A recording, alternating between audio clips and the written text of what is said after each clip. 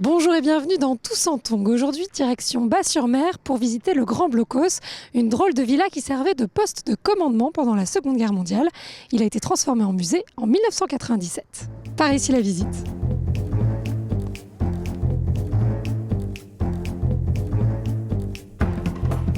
Bonjour Marc. Bonjour. Alors merci de nous accueillir ici au musée du Grand Blocos. Il est juste derrière nous, il est assez impressionnant. C'est un des plus grands de France. C'est un des plus grands de France. C'est un poste de commandement de la marine allemande qui a été érigé pendant la Deuxième Guerre mondiale. Alors il a une architecture assez impressionnante. Les murs font 2 mètres d'épaisseur en béton armé. Un total de 1800 mètres cubes de béton vont être coulés. Alors ce blocos est très visible, il a des visières d'observation comme on le voit, 3 visières qui permettaient de surveiller tout le périmètre maritime et de contrôler principalement l'entrée de la Loire qui se trouve juste devant nous. Donc c'était un poste d'observation. Exactement. C'était pas prévu pour les tirs. Non, pas de canon à l'intérieur. Souvent les gens disent où sont les canons, Les canons étaient cachés 500 mètres derrière dans la campagne. En fait, ici dans le bunker, il y avait des appareils d'optique qui donnaient la distance des navires. D'accord. Et on pouvait voir jusqu'à... On voit très loin, tout en haut du bunker. En fait, les Allemands n'ont pas choisi ce point par hasard. On est sur un petit promontoire rocheux, on est à 15 mètres au-dessus du niveau de la mer.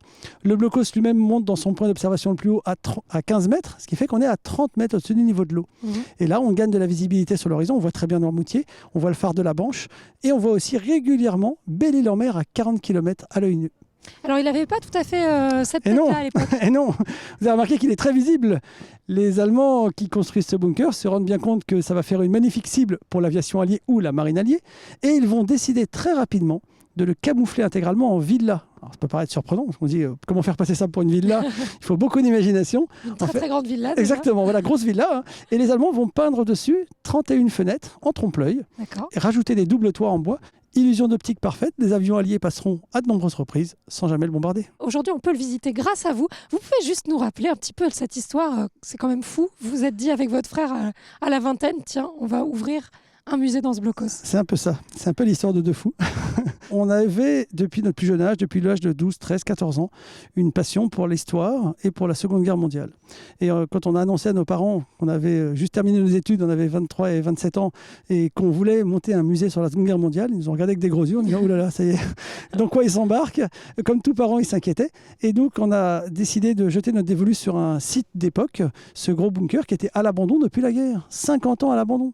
Donc l'intérieur était un squat, un dépotoir. On a présenté notre projet à la mairie de Bas-sur-Mer, à l'époque Pierre Leberche, qui a dit « Ok, banco, ça nous paraît intelligent comme projet ». La Marine nationale, qui était propriétaire du bâtiment, qui a dit « Ok, banco, votre projet de muséographie nous convient, et puis on va transformer ce lieu qui était un dépotoir et un squat en lieu de mémoire ». Et le pari a été gagné. On a mis 3 ans de projet et de travaux pour aménager l'intérieur. C'était quand même long. 1er juillet 1997, on ouvre les portes et le premier visiteur rentre. Et depuis, c'est un succès. Ça fait 22 ans que le musée fonctionne.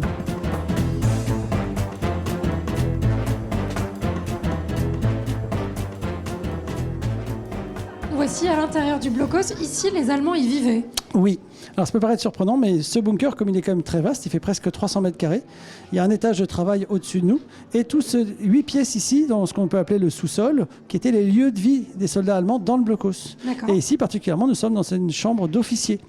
Alors avec un petit peu de luxe, du bois sur les murs, moins de lits. Et donc l'officier qui commandait le bunker, ici, qui est représenté avec le mannequin là-bas, vous voyez, avec sa tête très souriante, très sympathique. Et donc ici, en fait, on est relativement à l'abri, parce que les murs qui donnent sur l'extérieur font 2 mètres d'épaisseur en béton armé. Donc la partie sous-sol était très protégée. Et donc il y avait 21 marins allemands. Alors j'insiste, ce sont bien des marins. Alors, vous allez me dire, c'est bizarre, le blocos ne veut pas de naviguer. Mais ce sont des artilleurs de marine. Et ces marins, en fait, observent la mer et se relayent, ces 21, avec 3 équipes. En fait, il y a 7 soldats qui sont opérationnels 24 heures sur 24. Et toutes les 4 heures, ils tournent, ils font ce qu'on appelle un quart. D'accord. Et ici, qu'est-ce qui se passait? Alors, ils dormaient là, puis ils travaillaient aussi? Exactement. Donc, un bureau, comme on le voit ici. Alors là, on voit un soldat avec un petit blouson de cuir qui est un peu différent. C'est un pilote de la Luftwaffe qui, lui, apporte du courrier. Parce que bien que les Allemands soient enfermés dans cette poche de Saint-Nazaire, ils sont séparés du territoire allemand. Le front est à 800 km. Quelquefois, des avions allemands franchissaient la nuit les 800 km pour atterrir à la Bouleskoublak et apporter du courrier, des choses importantes pour les soldats allemands qui étaient encerclés ici. Ça permettait pour eux de garder un lien avec leur famille en Allemagne. On a d'autres soldats, un soldat de l'armée de terre qui est ici caler des tirs en cas de débarquement et préparer quelque chose. Et le seul objet qui restait dans le blocos après la guerre, parce que le bâtiment a été entièrement pillé après la guerre, c'était ce gros coffre-fort en béton armé. Alors, il pèse dans les 600-700 kilos. C'est pour ça qu'il est resté Et c'est là. pour ça qu'il est resté là. Il n'intéressait personne. Alors, il était vide, bien sûr, mais c'était le seul objet qui a survécu à la guerre de tout le bunker.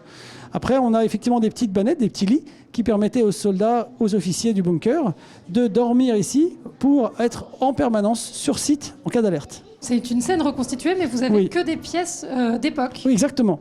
Tous les objets qui sont dans cette pièce sont intégralement d'époque. Et ça a été très dur. On a travaillé à partir de photos en noir et blanc, de photos d'intérieur de bunker.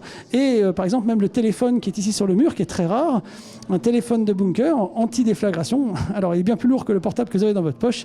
Il pèse 25 kilos. Pas très portable. Non. Et donc, tous les objets sont d'époque, ainsi que tous les uniformes. Donc, c'est très dur de retrouver ces uniformes. Et on a collecté toutes ces pièces, ces uniformes, pendant plus de 25-30 ans. Sur le téléphone, il y a écrit quoi? Moi, je parle pas allemand, mais... Alors, ça tombe bien. Voilà. Achtung, qui veut dire attention. Ouais. Fein hört mit, attention, l'ennemi écoute. En fait, et il fallait rappeler aux soldats allemands qu'il pouvait y avoir des écoutes sur leur ligne. Et De c'était ne pas dire arrivé. n'importe quoi. Exactement, de ne pas donner leur position en clair. Il fallait donner une position avec un code et ce genre de choses. Parce qu'il était arrivé que la résistance française, justement, installe des écoutes sur les lignes allemandes. D'accord. Et des Alsaciens ou des déserteurs allemands écoutaient les conversations et transmettaient plein d'informations à la résistance.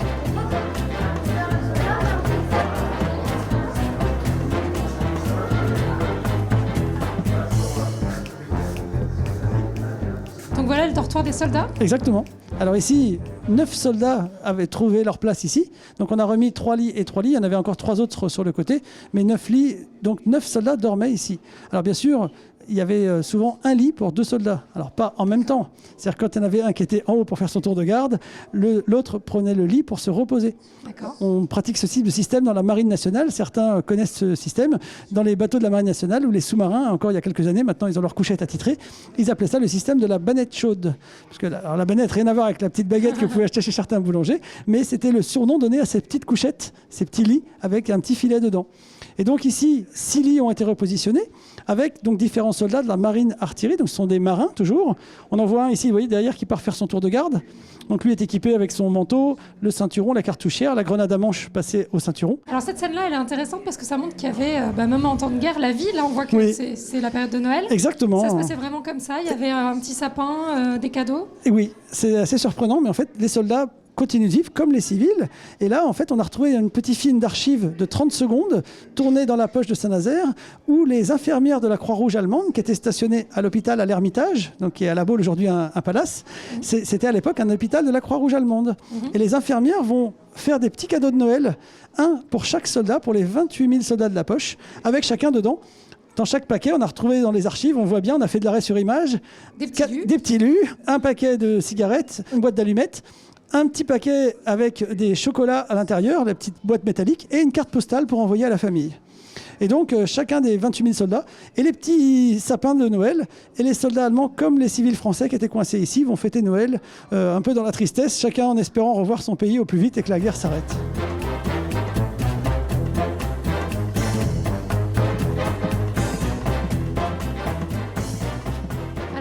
Là explique un moment incroyable, Oui. c'est la reddition des soldats allemands qui met fin à la poche de Saint-Nazaire. Exactement. Donc les civils qui étaient encerclés, 130 000 civils, ont vécu 9 longs mois de poche de Saint-Nazaire, ils n'en peuvent plus. Et heureusement, la bonne nouvelle arrive, le 8 mai 1945, c'est la fin. Alors que c'est fini depuis 9 mois ailleurs, c'est ça qu'il faut raconter. La quasi-totalité du territoire français est libérée depuis déjà bien longtemps.